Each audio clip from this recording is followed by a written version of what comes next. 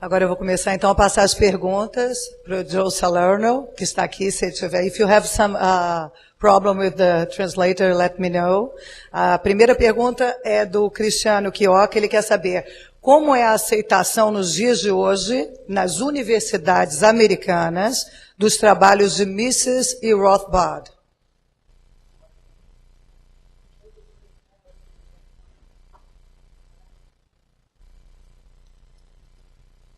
Well, the question, Mises and Rothbard works.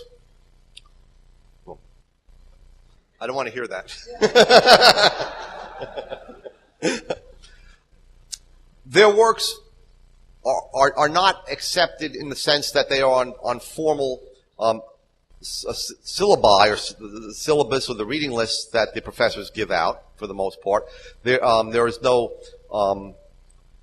formal curriculum in Austrian economics in any university in the U.S., though there are more and more movement by individual professors to introduce Austrian ideas into the classroom, to have their students read Austrian works, to have their students consult Mises.org and read the various things that are put up, pieces that are put up there. So it's compared to 20 years ago, there is much more, let's say, informal acceptance and promotion of the Austrian school. And especially with, as Lou mentioned, the meltdown in financial markets, we find that people are searching, even academic economists are searching for answers, okay, to a phenomenon that they never expected, that they were told by central bank chairman after central bank chairman would never occur. That the U.S., or that the Federal Reserve and other central banks were in fact lenders of last resort and would always and could always perform this function. But now that that function more or less disappeared and had to be replaced by really nationalization of the financial industry to stop the meltdown, or at least to postpone it, as I said, people are looking for answers. And they're looking to Mises and Rothbard.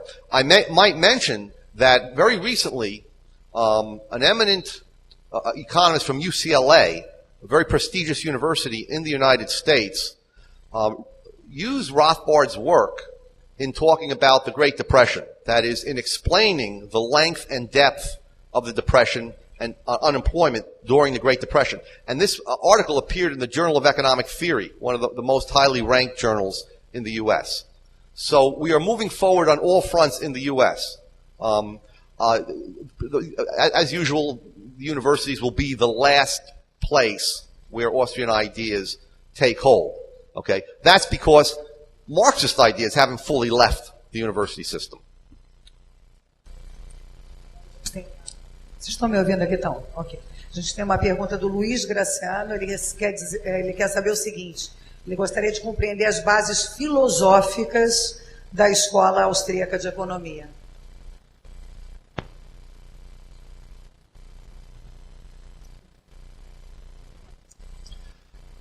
Okay, there are semantic differences between Mises and Rothbard on the foundations or methodological foundations of Austrian economics. But both agree, and I think most Austrian economists would agree, that the fact of human action, the fact that we all know that we use means that are scarce to us to achieve our most desired ends, that is the starting point of human action. That is called the action axiom. Now, Austrian economists are usually accused of not being empirical, but that is one of the most, a fact that cannot be denied by anyone. It is empirical in a very raw and very true sense. From that axiom, there are deduced many different conclusions. Now, one thing that you should keep in mind, and that is that the conclusions or the theorems of economics do not all apply to every event in the real world. So, what the economist has to do is be a good historian in the sense of looking at and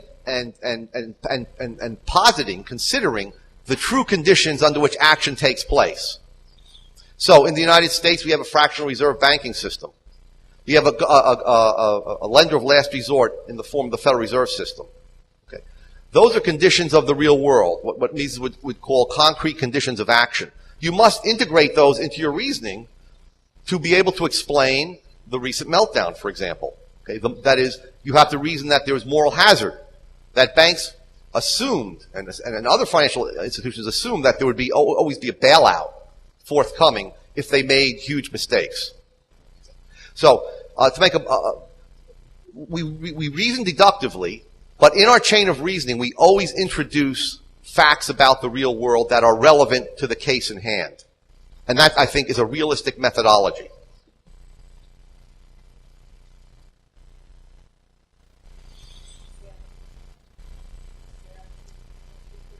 Oi, agora sim. O Sérgio, ele pergunta sobre as diferenças metodológicas entre, de um lado, Hayek e do outro, Mises e Rothbard, o quanto o senhor acha que elas contribuem ou atrapalham o pensamento da escola austríaca?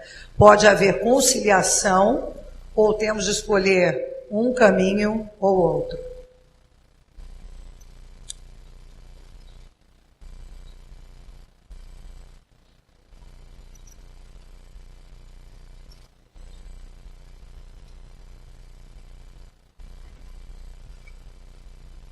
If I understand the question correctly, it asks about the disagreements between Mises and Rothbard on the one hand on methodology and Hayek on the other hand. There are differences, and they can't be denied. As Hayek grew older and developed his own system of thought, he tended to reject praxeology, or at least think it was insufficient to derive realistic economic theories. He believed that you needed, quote, a theory of learning, a theory of knowledge. Now, I disagree with that, and certainly Rothbard and Mises disagreed with that. However, I don't think those differences in methodology are as important as the similarities between Hayek on the one hand and Mises and Rothbard on the other hand. And where I think their similarities are important, and especially relevant today, is in business cycle theory, where we find Hayek developing Mises' theory. Okay. And not just developing it, but expanding it and giving it an exposition that was easy to understand in the form of structure of production analysis. And then from there, Rothbard built on Hayek's structure of production analysis and added new insights about the business cycle theory. One area where I do think there are relevant differences is in the socialist calculation debate, which I have written on. And there I think Hayek stressed the fact that knowledge was dispersed among different people to the exclusion of, I think, the more important problem with socialism, which Mises and Rothbard saw. And that more important problem was one of calculation. That no matter how much knowledge the central planner or the board of central planners possesses, and how much access they have to statistics, they cannot come up with, develop, or formulate a price system. Okay? One mind cannot develop a price system. A price system is developed through what Hayek, Mises called the intellectual division of labor. That is, entrepreneurs bidding for resources on the basis of what they believe are future prices. So you have entrepreneurial bidding against one another, and then we have a structure of prices that arise at every moment. And at any moment, anyone can use that structure of prices to calculate their costs and benefits, the costs and revenues, their profits and losses, and to decide, given the uncertainty of the future, whether or not they should commit their resources to a certain area of production. Next one in English, Professor Salerno. There is a disagreement between Mises and Rothbard about ethics.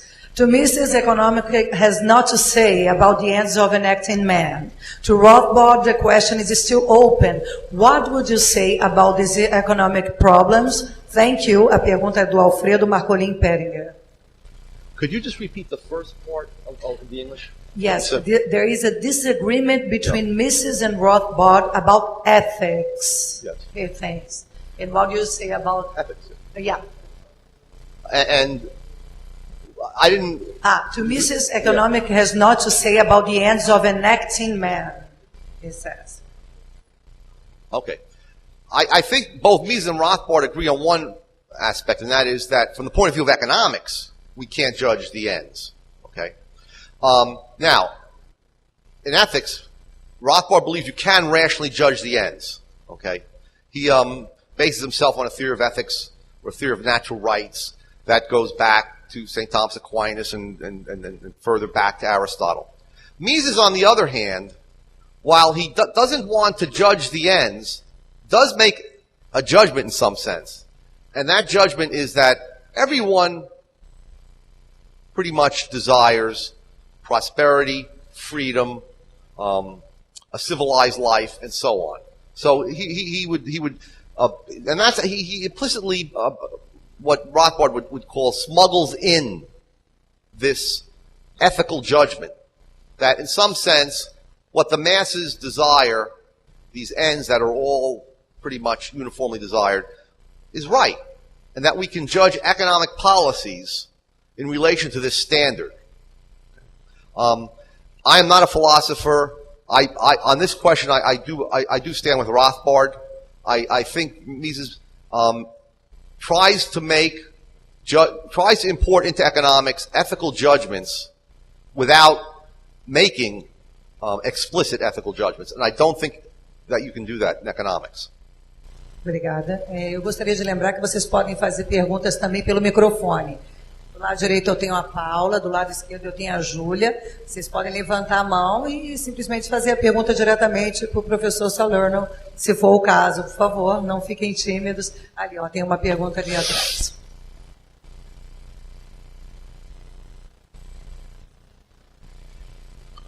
Professor Salerno, o senhor é um acadêmico. E nós sabemos como Mises e Rothbard foram ignorados pelo mundo acadêmico, porque eles não estavam atrás do aplauso fácil. Aqui no Brasil, as universidades desconhecem a Escola Austríaca. A pergunta é, o que um estudante que gostaria de perseguir uma carreira acadêmica em economia austríaca deveria fazer?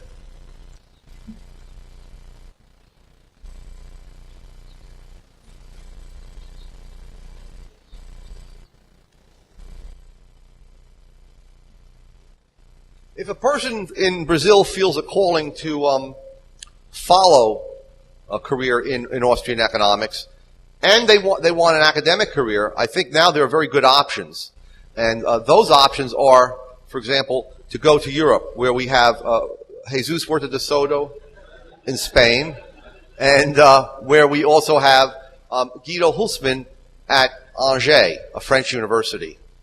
And as I understand it, any EU language now can be used to write one's dissertation as long as you're enrolled in 2 programs in 2 different countries. So, for example, someone from the United States can write their dissertation in English if they are enrolled both with Guido Hülsmann at Angers and Huerta de Soto in Spain. So, certainly since Portugal is an EU member, though maybe not for long, you can write your dissertation in Portuguese, I would assume. Okay, so I think that's one option. Okay, other options will become available. I think in the United States we have a master's degree program coming online at Grove City College for those of you who speak English. I think which will be a very good program run by Jeff Herbener. There's one other program that I wanted to mention. Oh, there's a program at the University of Detroit Mercy in which you can actually get, I guess is it a doctorate, Lou, now, or is it just the master's? Okay. And once you have obtained your master's, then you can follow the option in Europe.